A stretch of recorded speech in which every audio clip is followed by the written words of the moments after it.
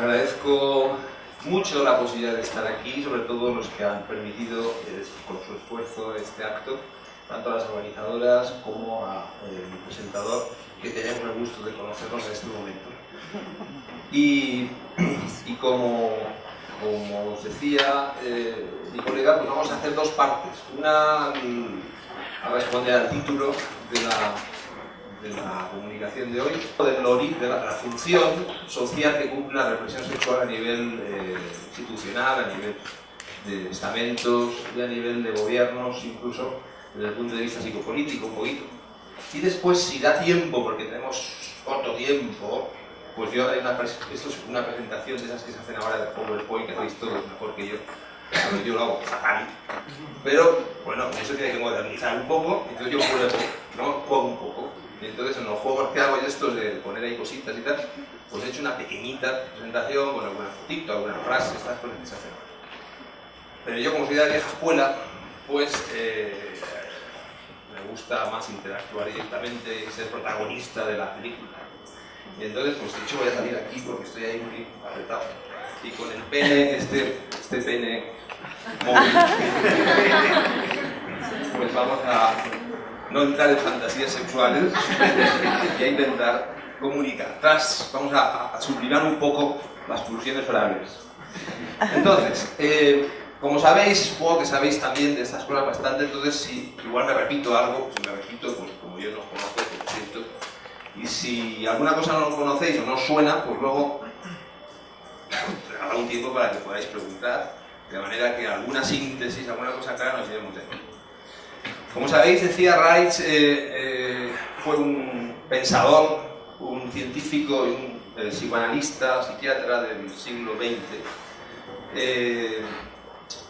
y muere en 1957, a la joven edad de 60 años, y en pleno periodo suyo creativo, donde estaba desarrollando toda una serie de experiencias con su equipo de trabajo sobre lo que ahora se llama ecología global, es decir, sobre aspectos vinculantes entre todo aquello que gobierna la vida y cuáles serían un poco las leyes que podemos interactuar para que podamos recuperar una ecología y por lo tanto un Gaia, un planeta vivo más equilibrado. Y realmente Reich es pionero de varias ciencias que actualmente están muy desarrolladas, entre ellas con la psiquiatría social y también la sexología, evidentemente. Incluso es pionero, como reconoce Capra, uno de los científicos actuales del movimiento de la ecología global, Friedrich Capra, es uno de los pioneros de toda la corriente de sistemas humanos y de este nuevo paradigma, el nuevo paradigma que estamos desarrollando entre todos y todas. Fundamentalmente es cierto que se reconoce o se le conoce porque, por sus trabajos, por sus aportaciones psicoanalíticas, Reich fue psicoanalista de la segunda generación y tuvo unas aportaciones muy importantes al mundo psicoanalítico. Hoy en día están prácticamente integrados en la mayor parte de modelos psicoanalíticos, sobre todo en la psicología genetista o la psicología del yo, y los psicoanalistas objetales, Y también se le conoce por todas sus aportaciones a la sexología. Y aquí hay que reseñar que si también es cierto que algunas de las aportaciones de Reich están introducidas ya en la teoría y en el corpus teórico de la sexología en general, también es cierto que prácticamente no se cita ni se reconoce en ninguna enciclopedia, en ningún manual de sexología, sus valiosísimas aportaciones a este campo. De hecho, ya digo, fue uno de los pioneros científicos, experimentales, empíricos de la sexología moderna. Solamente mencionar que la famosa curva del orgasmo de Master y Johnson, que supongo que os sonará, pues bueno, Reich ya la hizo en 1927. O sea, la hizo de otra manera y experimentalmente. Master y Johnson ni lo resuena ni lo menciona porque como los norteamericanos piensan que son el centro del mundo o el único centro del universo, pues entonces evidentemente no pueden reconocer nada más. Pero la documentación está ahí para quien quiera investigar y se puede conservar, ¿no? También hay otro aspecto muy importante de Reich y es el de la aportación al campo de la sociología y de la psiquiatría social. realmente tenemos que tener en cuenta que Reich vive en una época de muchos conflictos, de grandes conflictos. Quizás el siglo XX fue uno de los más impacto y de mayor desmembramiento sociopolítico, sobre todo en Europa, aunque también, como sabéis, que tomó gran parte del resto del mundo con las guerras mundiales, pero Europa vivió procesos de defenestración muy fuertes y evidentemente esto repercutió mucho en todos los procesos culturales, en todos los procesos ideológicos, sociales. Estamos hablando de la década de los años 20, años 30, donde la influencia del marxismo, la influencia de los movimientos libertarios en la Europa de aquellas décadas era muy fuerte, y también estaba en la vanguardia cultural de Viena, en la vanguardia cultural después de Berlín, de Alemania, estaba el psicoanálisis como un movimiento vanguardista. Psicoanálisis, ¿por qué empieza a tomar forma en esos años? Pues porque es una ciencia joven, prácticamente empieza a desarrollarse a principios del siglo XX, como sabéis, por Freud, y bueno, pues son 2 o 3 décadas que empieza realmente a conocerse en las universidades, a conocerse por los profesionales, y entra dentro de la vanguardia porque revoluciona fundamentalmente la perspectiva social de la familia. El concepto de familia patriarcal se desmorona un poco por los principios freudianos, fundamentalmente porque plantea algo muy importante, y es que la sexualidad comienza con la vida, no corresponde solamente a lo que se conocía antes de Freud, que era que teóricamente la sexualidad estaba vinculada a las prácticas genitales o las prácticas sexogenitales, y que eso pues correspondía al mundo de los adultos, cuando Reich demuestra que el niño no solo tiene sexualidad, sino que nace con sexualidad, y por lo tanto la libido forma parte de la biología y del proceso psíquico, de la organización psíquica del individuo, pues eso crea un gran revuelo, y ese es un punto realmente de inflexión en las dinámicas revolucionarias, en las dinámicas de cambio del siglo XX. Si bien es cierto que Freud fue el primer sorprendido, porque él era un burgués convencional, y fue el primer sorprendido de sus propios descubrimientos, investigaciones y respuestas de sus pacientes, pero bueno, era también un científico que se distingue, un científico en principio se distingue, porque admite la observación de las cosas con una capacidad de crítica y autocrítica suficiente como para ver lo nuevo y aceptar lo nuevo. Cosa que muchos supuestos científicos no hacen, porque siempre se prefijan a los modelos y paradigmas establecidos, con lo cual nunca ven nada nuevo, ni se puede avanzar en ningún campo. Y cuando alguno avanza, pues lo cuestiona o intenta hacerlo pasar, ¿no?, por el margen de lo establecido. Entonces, bueno, en esta dinámica, pues Freud realmente da un paso muy importante, y el psicoanálisis se coloca en una situación de vanguardia social. En aquella época, algunos psicoanalistas, como sabéis también, introducen o intentan vincular la teoría de Freud con la teoría incipiente de Marx y de algunos pensadores libertarios. Y se crea una especie de grupo pseudo-marxista. Este grupo, pues, aporta textos muy interesantes, y de ahí saldrá todo el desarrollo de la Escuela de Frankfurt y la Escuela Filosófica de Frankfurt, la Escuela de Marcus, etc. Así que hay toda una serie de ramas que no voy a entrar ahora porque supongo que ya conocéis y no es este el caso de decirlo. Pero lo importante es saber que hay un momento, pues en los años 30 en Berlín, donde Marx y Freud, es decir, la teoría de Marx y de Freud, se acercan, se aproximan por parte de algunas personas, y se intenta ver la correlación que hay. ¿Entre qué? Fundamentalmente entre las dinámicas subjetivas, es decir, los procesos psíquicos, los procesos del inconsciente, los condicionamientos que las dinámicas sociales generan en las personas a nivel inconsciente, y las influencias que vivimos por los factores económicos y por lo tanto por la infraestructura y la coyuntura en la que nos movemos a nivel social. Era un intento, creo que muy importante, y que hoy en día todavía algunos profesionales, algunos colectivos, seguimos trabajando en esta línea, porque es una de las líneas por las que se caracteriza el pensamiento post-reichiano, como reichiano en el sentido de lo que está después de Reich, que es precisamente esta, la de seguir investigando la correlación que hay entre los condicionantes subjetivos, inconscientes, del mundo del inconsciente, del mundo de lo intrapsíquico, y del mundo de lo extrapsíquico, de los condicionantes económicos, coyunturales, sociales, etc., en el desarrollo del ser humano y, por lo tanto, en aquello que puede facilitar, en aquellas variables que pueden facilitar que el ser humano tome una dirección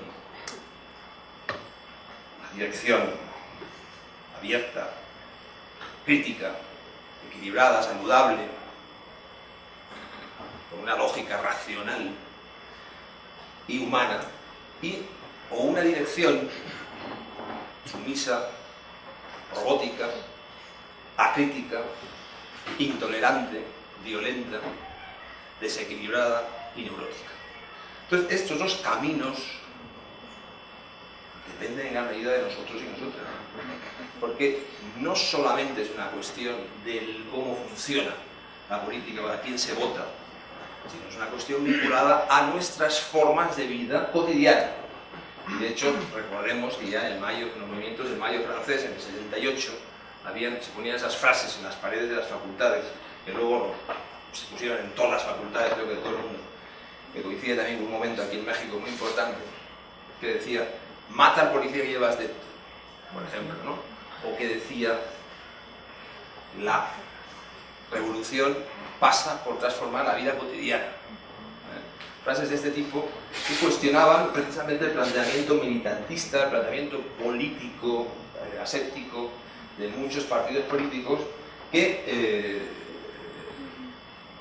no veían la importancia de ser coherente o interactuar en un mismo nivel la práctica política, la ideología, es decir, lo que se dice que se ha de hacer, con lo que se hace. Y Rais, de hecho, ponía ejemplos de colegas suyos militantes de partido, porque Rais era simpatizante, fue simpatizante del Partido Comunista un tiempo, hasta que se dio cuenta de todo lo que estaba pasando en Rusia y de la política del partido. Entonces, lógicamente, como muchos otros, se decepcionó y tomó otro camino. Pero, decía, hay colegas míos que hablan de que hay que facilitar el cambio de la mujer, la liberación de la mujer, etcétera, y luego llegan a casa y están esperando que la mujer les ponga las zapatillas, ¿no? Entonces, en aquella época les ponían las zapatillas, ahora no sé si todavía queda alguna que lo haga, en aquella época. Pero ahora hacen otras cosas. Ahora no ponen las zapatillas, pero ponen otras cosas. Toda la vida, ¿no? Entonces, bueno, pues esta o hace, o se ven obligadas de poner. Pero esta política, digamos, la tradición entre lo que se hace, era una crítica que Rais hizo en su momento y que explica que, bueno, es que es lógico que esto ocurra. Es lógico, no es que seamos culpables por ello. Somos responsables. Pero culpables no, ¿por qué? Porque sufrimos las consecuencias también de un sistema familiar, de un sistema social, de unas influencias que hemos vivido. Y sobre todo de unas influencias que nos han marcado un carácter. Es decir, una conducta cronificada que nos obliga sin darnos cuenta a actuar de una determinada manera. Y esa conducta cronificada está disociada muchas veces de lo que pensamos y de lo que hacemos. Y esa disociación la justificamos. No nos damos cuenta, pero las incoherencias pasan muchas veces por este filtro del carácter, que es ni más ni menos que aquello que nos ha permitido defendernos de los sistemas familiares donde nos hemos desarrollado, donde ha imperado la violencia, la falta de contacto, la falta de afecto, la falta de reconocimiento del ritmo del niño y de la niña, etcétera, etcétera. Y sobre todo en la época de Freud y de Rais era una práctica familiar muy evidente, muy clara. Era una familia patriarcal con unos roles muy marcados y con unas consecuencias muy dadas. Como digo, consecuencia de las guerras, sobre todo de la Segunda Guerra Mundial, Rais y todo este movimiento fue defenestrado, la cultura europea prácticamente desaparece y es recuperada, es continuada en Estados Unidos porque la gente que puede migra a Estados Unidos y realmente son los europeos los que hacen la cultura del siglo XX norteamericano. Lo que pasa es que los norteamericanos lo van luego a exportar a Europa, como si fuera suya. Entonces hacen ese giro que con tanta facilidad hacen ellos de negar lo evidente y curiosamente volvemos con estas teorías desde Estados Unidos, pero muchas veces es de una forma muy light, es decir, digamos, donde solamente llegan ciertos mensajes y parcializados. De hecho, a niveles clínicos, pues curiosamente llega a Europa de las terapias corporales y no se conocen o no se conocía realmente el trabajo clínico de Reich, la de geroterapia caracteroanalítica, y que en gran medida sigue pasando. Junto a esta defenestración, digamos, junto a este corte que se produce con las dinámicas bélicas, también hay un corte en lo que se refiere a la visión psicopolítica, donde esta perspectiva, esos estudios, se limitan, se ven muy limitados y pasan a retomarse con el Mayo francés y todos los movimientos sociales del 68.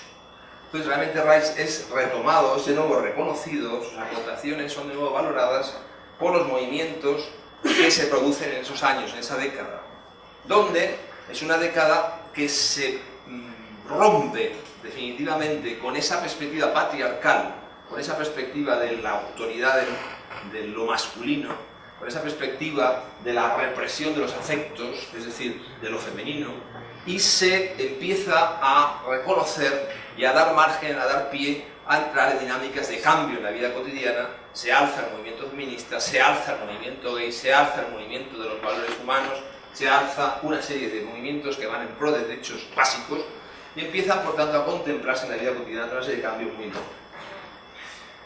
Y, repito, Reich en todo esto participa y la teoría de Reich está presente. Y está presente desde esa óptica que decimos, o que decíamos. La pregunta fundamental de Reich se hace es, bueno, ¿por qué tendemos tanto al sufrimiento psíquico? Tengamos o no tengamos condiciones económicas, sociales, laborales, como para no tenerlo. Es decir, si no tenemos condiciones, lógicamente hay elementos objetivos para sufrir. Pero en todas aquellas personas, son muchas también, afortunadamente, que no tienen esas supuestas justificaciones como para sufrir, ese sufrimiento psíquico, esa sensación de abulia, de astenia, de aburrimiento, de falta de motivación, de falta de sentido de la vida, de falta de contacto con lo vivo, esa situación de falta de motivación por implicarse en los colectivos, por implicarse en las responsabilidades sociales, esa dejadez que en el fondo nos hace pasar la vida sin enterarnos de que ocurre. Toda esa posición, ¿de dónde proviene? ¿Hay alguna influencia que nosotros podamos conocer, controlar y modificar? Y ahí es donde, repito, introduce ese término de carácter que implica la perspectiva de que la función social, es decir, las dinámicas represoras de los sistemas sociales, que ahora explicaré a qué nivel se producen, crean, entre ellos la familia, va creando un impacto en nuestro proceso de desarrollo, limitándolo, y por lo tanto limita una serie de proyectualidades, de capacidades que yo, el ser humano como especie, tiene, y que definimos como ecológicas, como cualquier otra especie, y por lo tanto en esa ecología pues hay una serie de valores que son propios a lo instintivo, a lo natural, como es la cooperación y no la competitividad, por poner un ejemplo. Esa cooperación que ya planteaba Kropotkin cuando en un libro que se llamó El apoyo mutuo demostró, porque era el etnólogo, que todas las especies animales en el fondo colaboran. Esa perspectiva de que unos se matan a otros, una perspectiva etnológica bastante también condicionada por una perspectiva, por un modelo cultural. Entonces realmente la vida con mayúsculas, tiende a colaborar y a mantenerse en esa perspectiva de desarrollo sostenible que ahora tanto se está hablando. El único ser que realmente pone los gases para destruir somos nosotros. Y lo hacemos cotidianamente. Y lo hacemos a gran escala, a mediana escala y a pequeña escala. Y esa pequeña escala es la que va también creando un caldo de cultivo para que luego esa violencia tenga una base. Para que la violencia social tenga una base. Porque la violencia cotidiana, esa violencia de pequeña escala, la estamos haciendo en las escuelas, y la estamos haciendo en las familias, y la estamos haciendo en los medios de comunicación. ¿Y cómo? Pues desde que nacemos estamos poniendo los medios para que lleguemos al mundo con violencia. Entonces, sabemos actualmente que desde los partos que se producían a nivel, llamémosle salvaje, entre comillas, o cultural, de culturas nativas, bueno, pues los partos eran los partos normales y corrientes, es decir, nadie se planteaba lo que era un parto, se paría y ya está. Ahora se ha medicalizado el parto de una manera que dice, no, es que hay muchos niños que ya no mueren. Eso está muy bien, pero no por eso hay que quitar la función que tenía el parto en aquel momento, que era una función de contacto, de establecimiento de vínculo y de establecimiento de un comienzo, una dinámica de desarrollo, donde había una familia, una tribu que mantenía eso. Bueno, desde esos partos violentos, pasando por una falta de reconocimiento de las necesidades del ser humano en los primeros meses, esa necesidad de contacto, porque el feto humano es feto 9 meses después de la vida intrauterina, antropológicamente hablando, es un animal que nace pronto y entonces necesita del cuidado, el mismo cuidado que si estuviera en el feto. Claro, eso es inconcebible. Normalmente, pues a los 2 meses ya tiene que estar por ahí en la universidad. Es decir, o menos que ya se hace ahora estimulación precoz, sabe inglés, francés, matemáticas. Entonces, bueno, sí, llegaremos a desarrollar mucho el córtex, pero lo que es el paleocórtex, es decir, el cerebro reptiliano instintivo, no sé dónde va a quedar. Y si perdemos precisamente ese contacto con el instinto, pues es donde realmente nos perdemos. Y una especie perdida es una especie que es muy fácil de modular desde ópticas de dominio y desde ópticas de violencia. Porque como no hay referente propio, pues seguimos los referentes del más fuerte. Y de esa manera vamos encarrilando un poco la rueda, que ya actualmente parece que alguien está diciendo, hasta ya ciertos personajes están diciendo, atención, que se nos acaba el mundo. Pues esa visión macro y micro, esa comparación, esa interrelación que hay entre los procesos ecológicos, geográficos, podríamos decir, y de la naturaleza, y los procesos ecológicos que se producen a nivel de pequeños sistemas, por ejemplo, los sistemas familiares o los sistemas educativos, es lo que estudia la ciencia de la ecología de sistemas.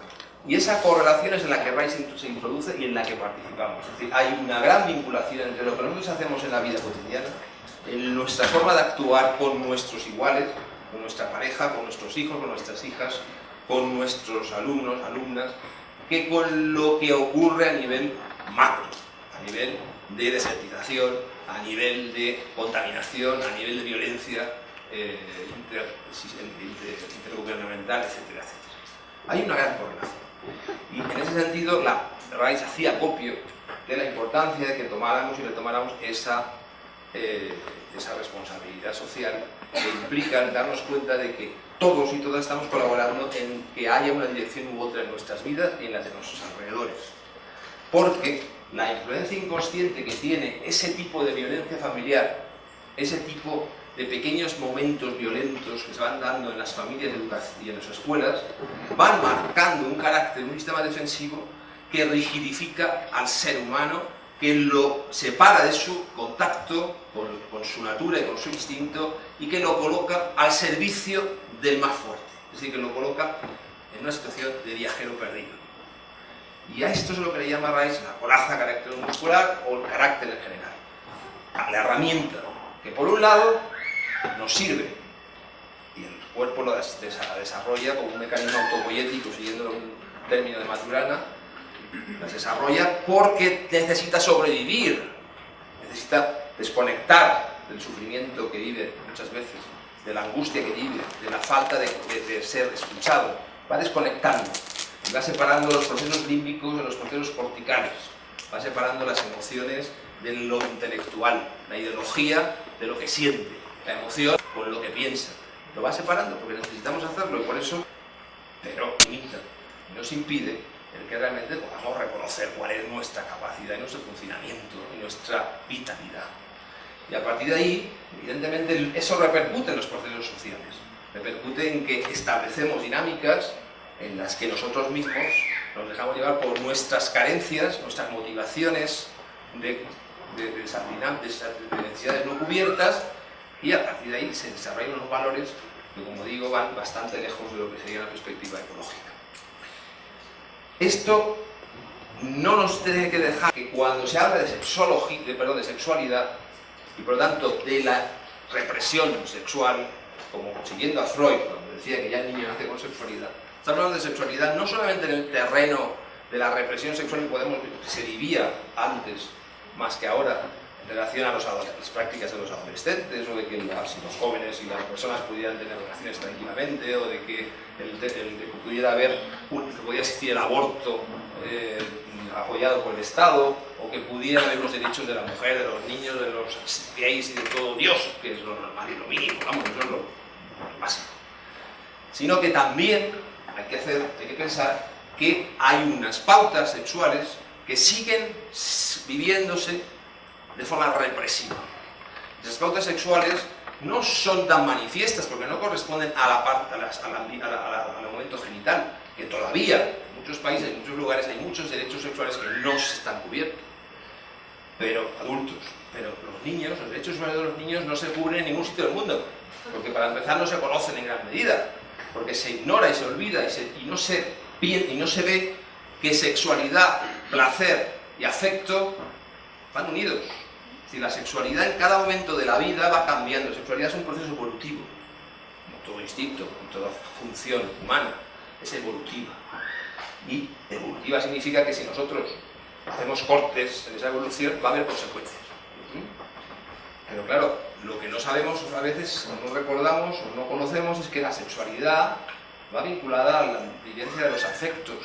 El bebé vive sexualidad porque tiene una capacidad de placer oral que satisface con el contacto con su madre, o con el pezón, o con el biberón, o con lo que sea, pero con la boca, que es lo que en ese momento le está facilitando fuente de placer, y no solamente porque sí, sino porque neurofisiológicamente hay unos motivos. Se sabe que el reflejo de succión, por ejemplo, madura el sistema cortical, es un reflejo que hace madurar el córtex, no es por casualidad que se mame, no solo es para nutrirse. Se sabe también, por ejemplo, que el contacto epidérmico con la piel está estimulando desde el momento del parto y desde el momento del masaje vaginal, está estimulando todo el sistema nervioso central y por lo tanto está facilitando la integración de los tres cerebros. Se saben muchas cosas de estas, y el contacto, el afecto, el cariño, la udimbre afectiva, que decía Rolf Carvalho, pues, que otros autores llaman de otra manera, es necesaria en los primeros meses. Eso es sexualidad, eso no es solamente cuidar a un niño, el niño vive placer y desarrolla su libido, desarrolla su sexualidad de esa manera, igual que luego la va a desarrollar explorando y viendo el placer de ensuciarse, el placer de descubrir la tierra, de descubrir el cuerpo de los demás, de descubrir su cuerpo. Eso es sexualidad también, y eso forma parte de su proceso sexual, igual que lo compone el momento en que empieza a explorar sus genitales, empieza a masturbarse, empieza a vivir una sexualidad puber, porque ya Reich decía que a los 4 o 6 años se puede hablar de la primera pubertad, porque prácticamente los niños y las niñas actúan de una forma muy parecida a los adolescentes pre-puberes. Y es una manera de que luego el adolescente va a actuar de otra forma. Es decir, hay una evolución. Si cortamos esa evolución, estamos cortando el proceso de integración de las emociones con la razón. Y a partir de ahí se crea un sesgo muy grande que se aprovecha después para, repito, vivir dinámicas de falta de crítica, personas con falta de crítica, tendencia al sometimiento, tendencia al sadismo, a la psicopatía, a la violencia, etc. Cuando nos preguntamos, bueno, ¿y por qué hay tanta violencia? ¿Por qué hay tanta tendencia a la drogadicción, a la toxicomanía? ¿Por qué esa dependencia? Bueno, pues en gran medida estamos hablando de dinámicas, de carencias que se cubren con otros fenómenos o otros episodios. ¿Qué mayor drogadicción que el consumo? Donde todos estamos cogidos de los huevos, hablando claro, los que tienen, los que no de los ovarios, pero de donde sea, estamos cogidos todos y todas. Y cogidos en el mejor sentido de la palabra mexicano, porque en España no tiene sentido. A ver si el consumo no es ahí no, atrapaditos, todo el mundo atrapaditos. A ver quién hace una huelga, tiene que pagar 40 letras, tiene que llegar a final de mes con 40 objetos que no le caben ya en la casa, y que no puede usar tampoco, porque no le da tiempo, porque tiene que trabajar. Entonces, o sea, qué mayor cosa más absurda que esa, buscando placeres secundarios momentáneos, ¿no? Placeres secundarios momentáneos, bueno, por lo menos el que se mete heroína vive un placer mayor, aunque sea. ¿Para qué vamos a engañarnos? Es mayor ese placer que ver la televisión haciendo zapping todos los días. Un poco más cara, la bebida un poco más cara, pero bueno, si se legalizara no sería tan cara. Bueno, pues cada uno se mata como quiere, uno se mata haciendo zapping, otro se mata metiéndose en la isla. Pero todos nos vamos matando, porque eso son muertes también, muertes cerebrales, muertes psicológicas, muertes emocionales, que crean una histeria y que eso al sistema no le preocupa. El sistema social le viene muy bien todo eso. Le viene bien menos transgresión, cada vez hay menos movimientos que digan algo. ¿Por qué? Porque cada vez aparentemente está todo mejor, todo va bien, como dicen los brasileños, tudo bom, si no hay remedio, cosas de... Sabemos que no va bien. Pero bueno, esas son las defensas, esa es la posición de adaptación. Y desde ahí, en nuestra vida cotidiana, creo que esa responsabilidad la vamos teniendo, la tenemos que apercibir y ver. No solamente estamos hablando de algo que pasaba hace 30 o 40 años, es que había mucha represión sexual y la gente pues no mostraba su cuerpo, ahora tampoco. Que la gente no podía tener vivir abortos, ahora tampoco en algunos sitios. Que las mujeres estaban todavía esclavos de los hombres en la cama, ahora todavía. Todo eso que pasaba hace mucho tiempo, pero que ahora parece que ya no pasa. Bueno, ahora parece que ya no pasa, por lo menos ya hay revistas pornográficas. Pero lo que sí que sigue pasando son las represiones de los afectos en el desarrollo de la infancia del ser humano. Y eso marca.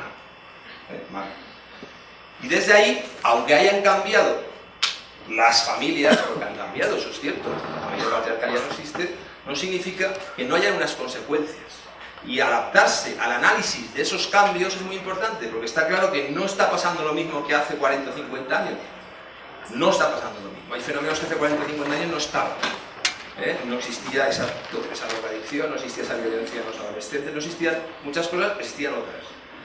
Explicar los fenómenos sociales desde esa óptica psicosocial, desde esa óptica caracteroanalítica, es una de las grandes aportaciones a la psiquiatría social y la sociología de Reich, de los Pogoviches. Y en esa línea vamos a investigar. Y ahora viene un poco esa segunda parte de la conferencia, que creo que queda muy poco ya, que viene a decir, bueno, y los que queremos ser, o los que de pronto se nos ocurre la locura de trabajar en el campo de la clínica, de la psicoterapia, de la psicología, de gran medida porque nosotros queremos conocernos más a nosotros mismos y de paso estudiamos.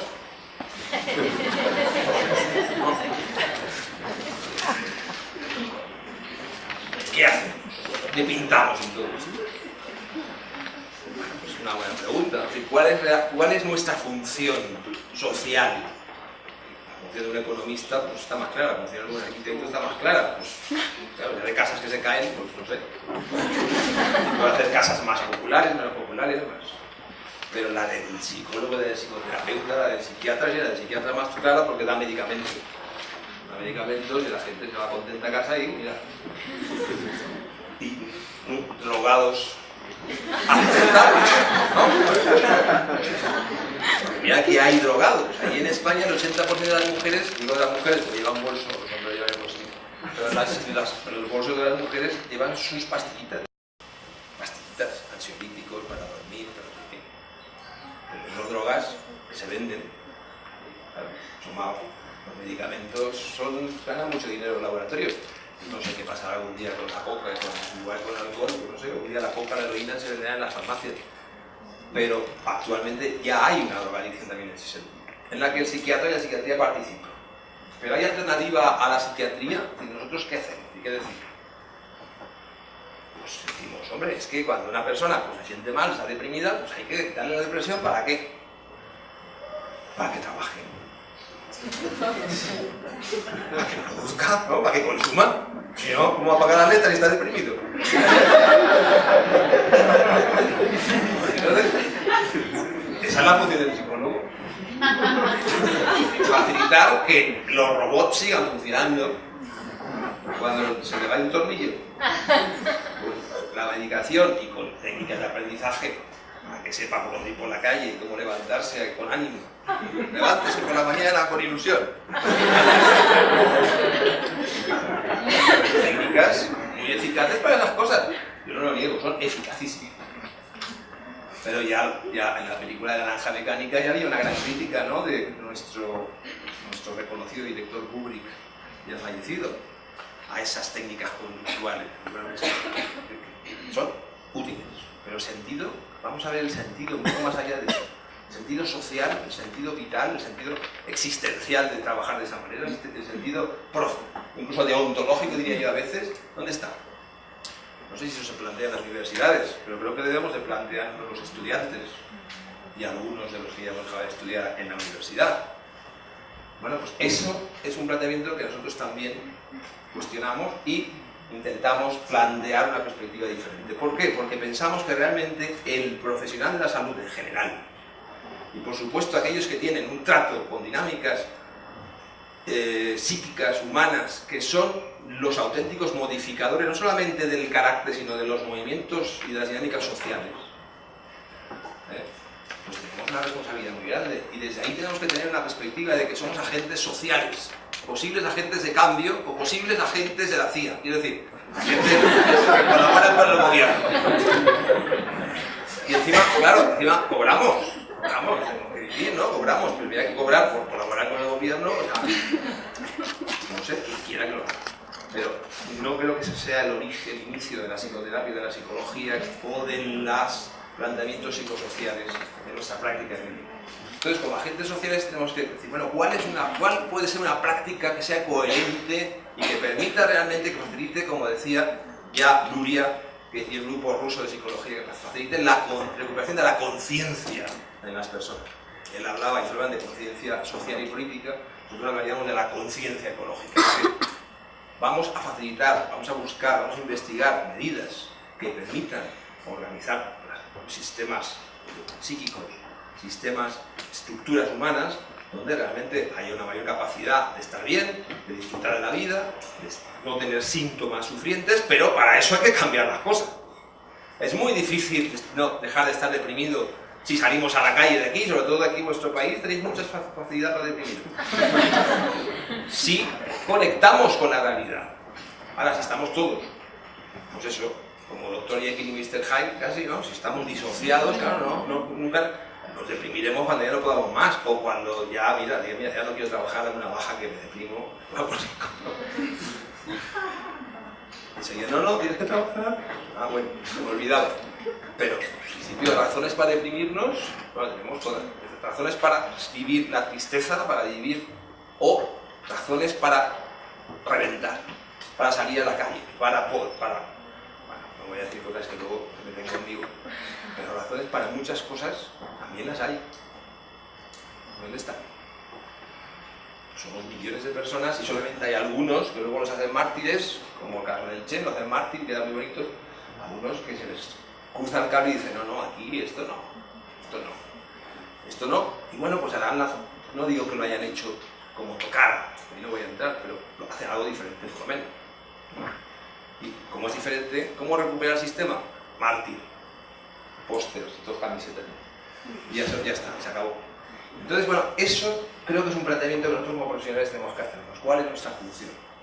Y en ese sentido, si queréis, me quedan 10 minutos, si ya da tiempo, vamos a hacer una presentación, yo me callo ya y vemos cositas. Hombre, hay frases. Esa digo, está mal, ¿eh? O sea, no vale que luego, joder, qué porquería de presentación. Ya os lo adelanto yo, ¿eh? No me lo digáis que ya lo sé. Denme otras críticas más originales porque esa ya... Bueno, vamos a hacer lo que puedo. A ver, podemos pasar ya, ¿sí?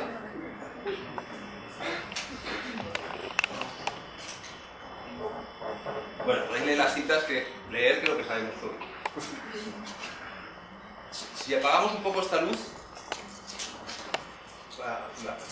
eso, si puede hacer cine.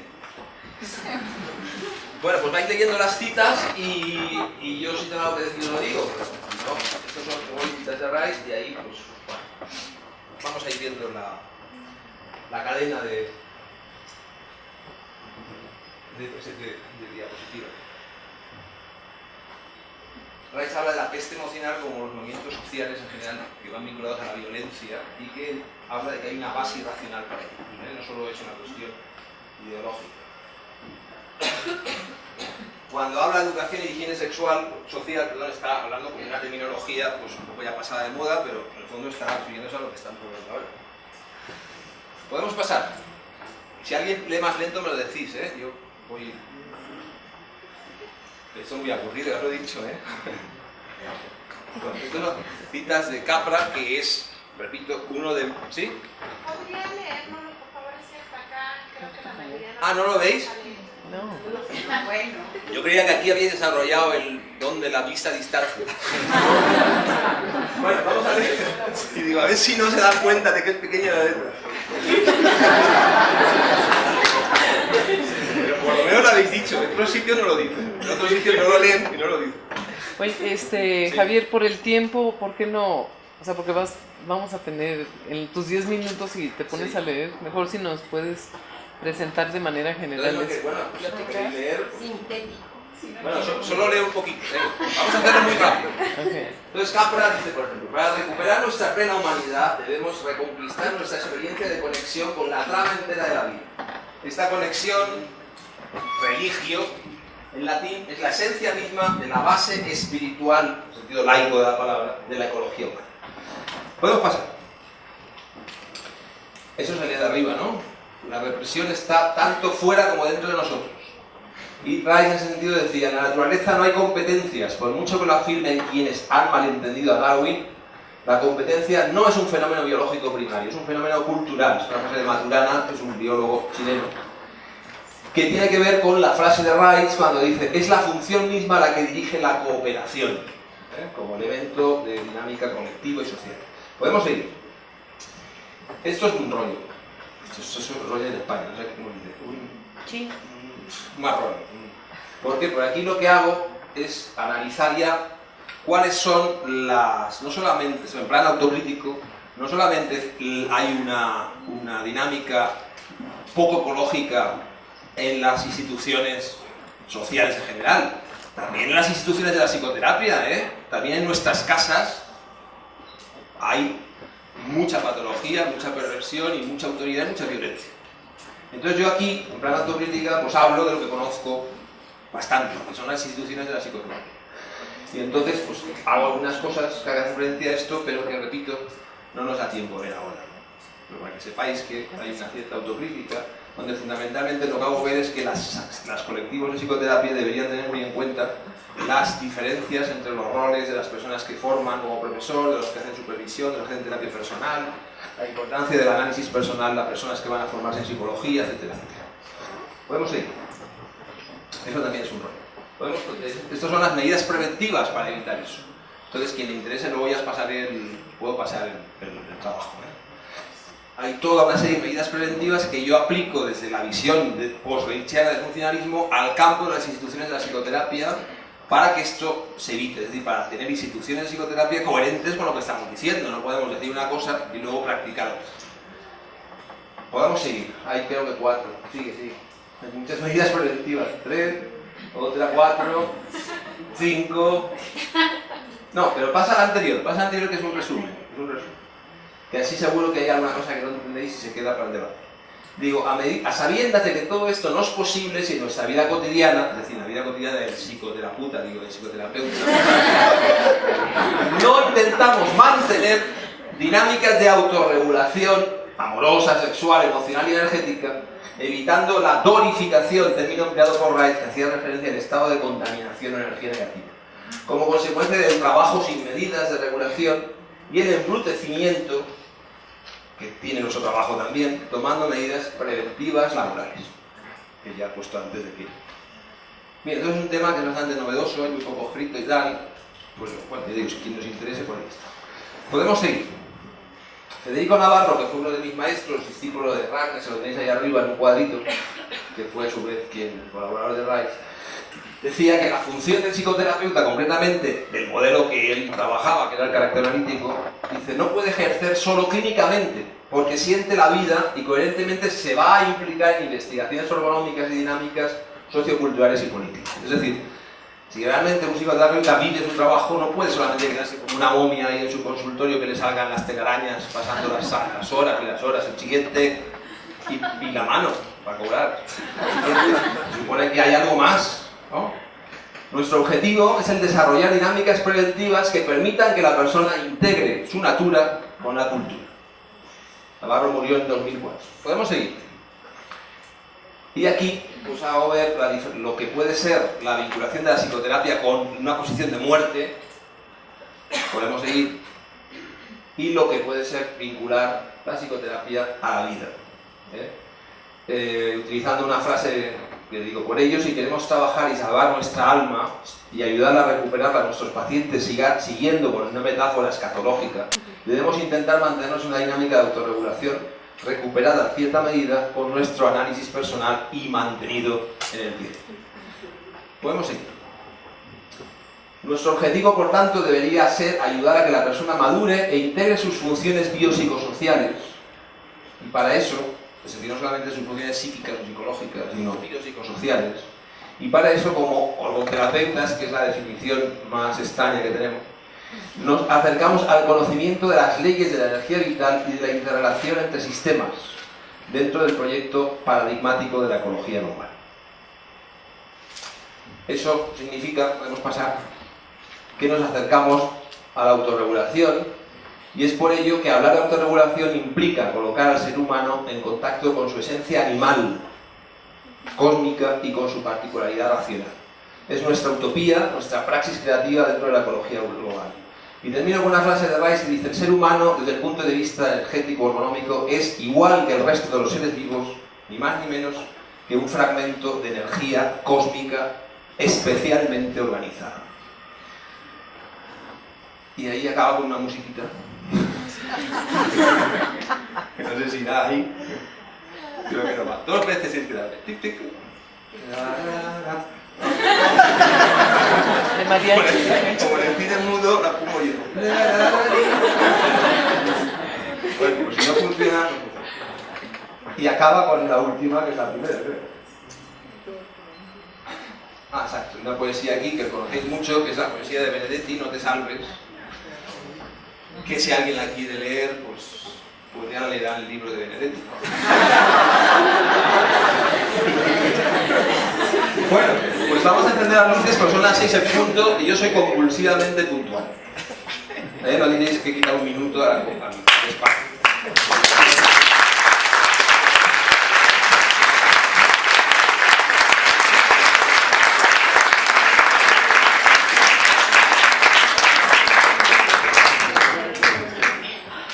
Bueno, podéis ir leyéndola.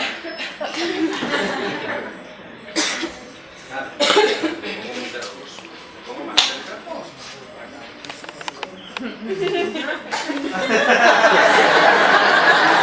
Pero mucho más. Es un gusto escuchar a Javier Serrano.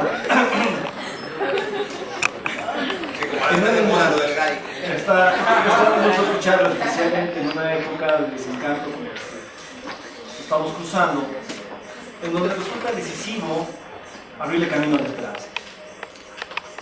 No solo nos encontramos en un tiempo en el cual el desencanto ha permeado de manera profunda los corazones, de tal manera que gente cada vez más joven está desilusionada respecto al amor, asumiendo que es un proyecto inalcanzable, sino que esto se ha expresado de manera profunda en la cultura política de la vuelta de siglos. Un libro como el de Michel Foucault, Historia de la sexualidad, que tanto impacto ha tenido en la discusión sobre la sexualidad en las últimas décadas del siglo XX y en este inicio del siglo XXI, trata las contribuciones de Rasch como si pertenecieran a lo que él llama la arqueología del saber, un estudio de vestigios. Para Foucault, el concepto de represión sexual de Rasch estudia vestigios, porque responde a una época pasada donde la represión sexual prohibía el erotismo. Mientras que ahora, presuntamente, nos encontramos en una época en la cual los poderes existentes ya no dependen del sexo. Esa es la formulación claramente de Foucault en ese libro.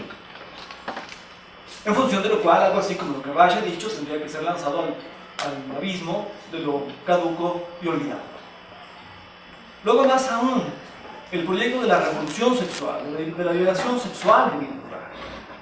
Esto todo por Foucault, como si ahí lo que estuviera en juego fuera un laberinto indescifrable. Para Foucault, finalmente, sexualidad es poder, así que no hay para dónde hacerse.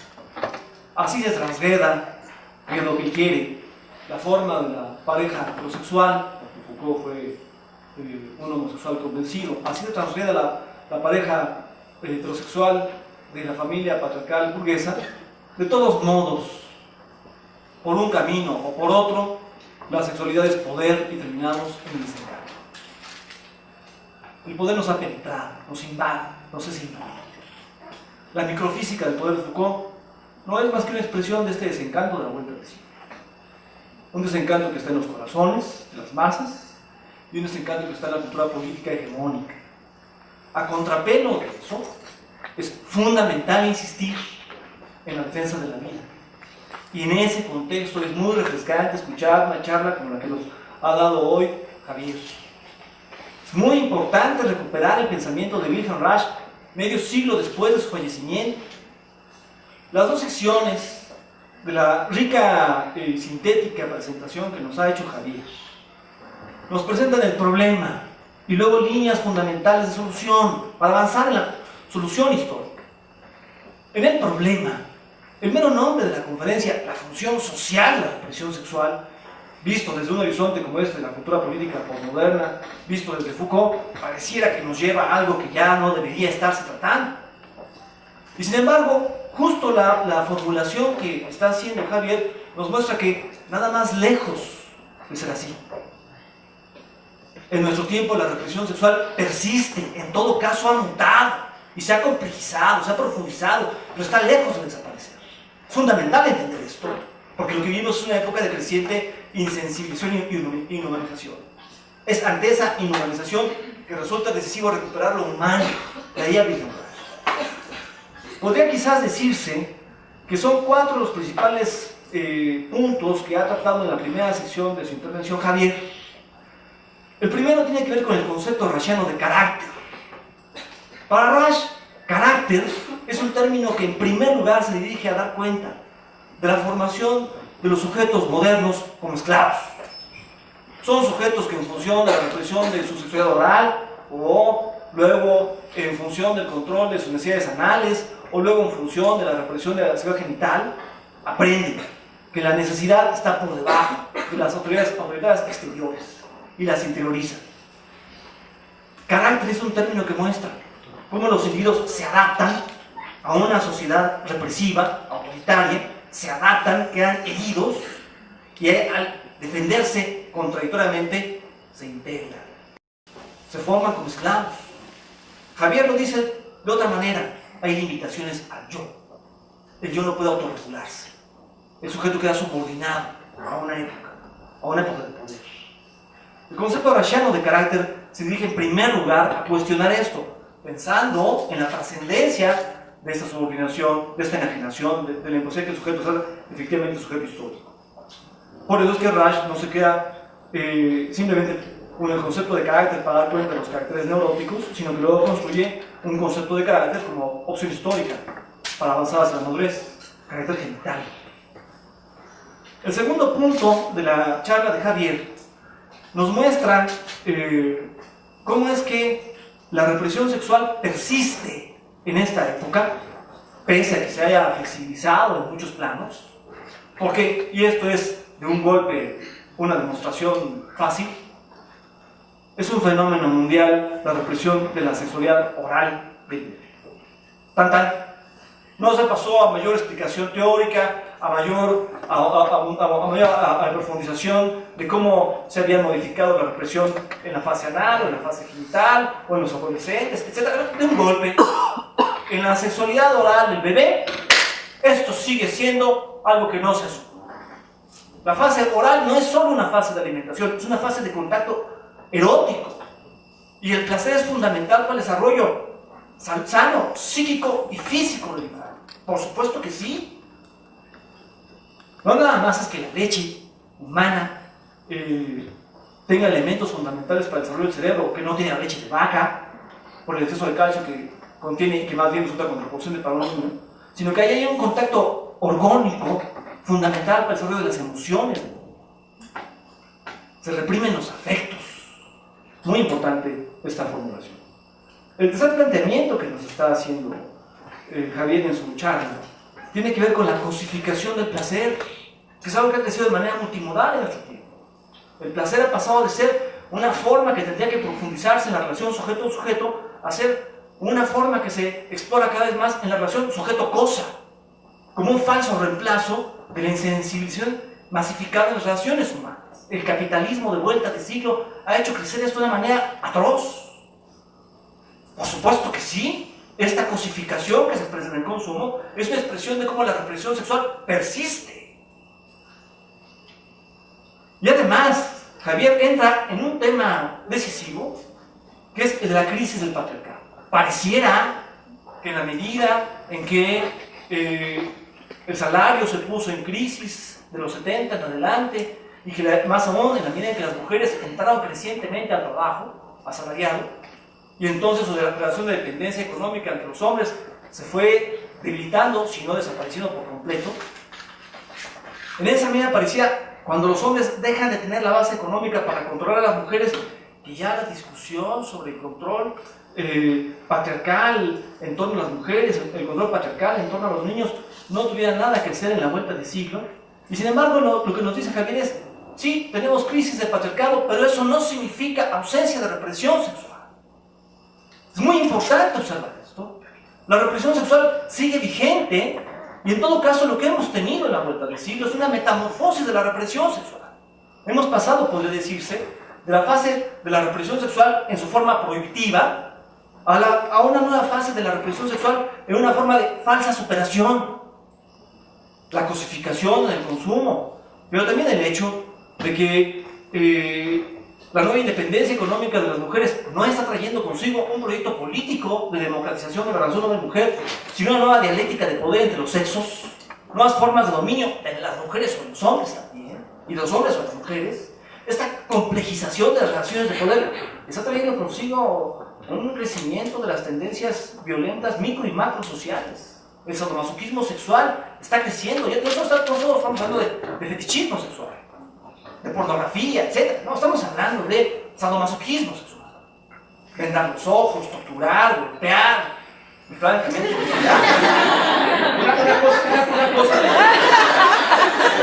cosa como el caníbal de Rotterdam, una cosa como el caníbal de Rotterdam, no debería ser visto como un caso aislado, sino en todo caso es el extremo de algo que la época produce. Al mismo tiempo, sin embargo, hay que decir que hay posibilidades históricas nuevas que la crisis del patriarcado está abriendo. Es una contradicción, hay un doble proceso, un proceso positivo de potencialidades históricas en curso y un proceso donde el capitalismo se complejiza, donde los poderes contemporáneos se complejizan y se profundiza el dominio del sujeto social mundial.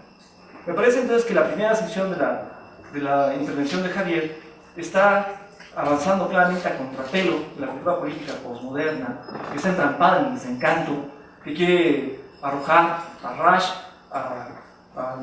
al abismo de los vestigios olvidables, y que en ese contexto nos hace valer la importancia del concepto rashiano de carácter, nos hace valer la discusión rashiana sobre la represión de la sexualidad oral infantil, desarrolla su idea de la cosificación del placer y presenta, aunque sea sucintamente, ideas importantes de la crisis patriarcal.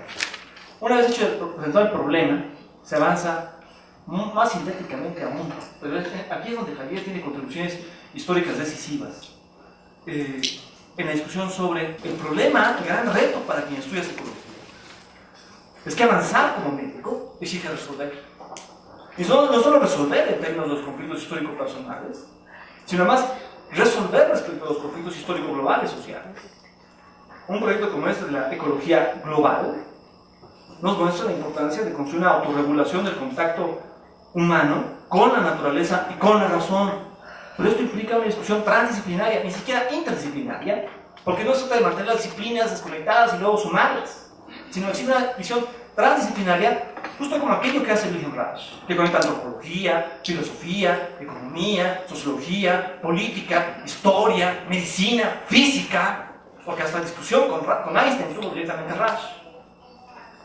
Esta segunda sección de la intervención de Javier nos muestra entonces lo importante que es avanzar hacia la autorregulación, hacia la conversión de los individuos en sujetos, en individuos que pueden redefinir su relación con el mundo, y en la medida en que su mundo se multiplique, se pueda redefinir la relación entre sujetos, entre grupos, entre multitudes, redefinir la historia.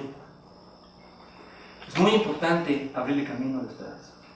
Y asumir la construcción de la salud hoy exige asumir ineludiblemente una crítica al modo en que el poder contemporáneo se ha apuntalado en la vuelta del siglo. Es por eso que resulta tan fresco escuchar de una manera tan jocosa, tan sintética, tan coloquial y a la vez tan profunda. Es por eso que es tan fresco escuchar una intervención como la de Carlos. El calor que hace, yo sí. Hace un calor terrible. No quisiera seguirme extendiendo, me parece que resulta fundamental abrir espacio a la interacción de ustedes con Javier. Simplemente me gustaría subrayar que, a contrapelo de la desilusión histórica de la vuelta del siglo, revivir la esperanza con la que la crítica de Rush se enfrentó al mundo contemporáneo es decisivo para abrirle camino al futuro en ese sentido. Demos de paso a una ronda